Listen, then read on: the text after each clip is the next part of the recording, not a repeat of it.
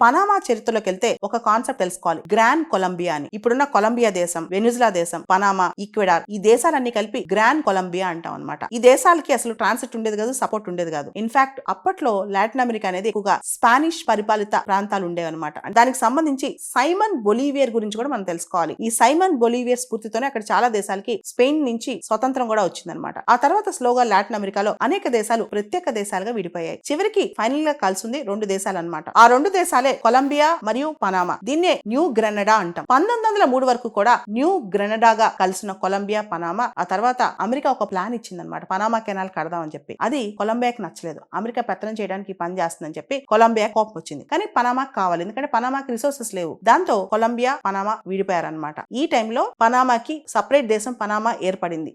అప్పుడు ప్రత్యేక దేశంగా పనామా ఏర్పడిన తర్వాత పనామా ఒక ప్రత్యేక దేశం అని రికగ్నైజ్ చేసిన మొదటి దేశం అమెరికా అన్నమాట.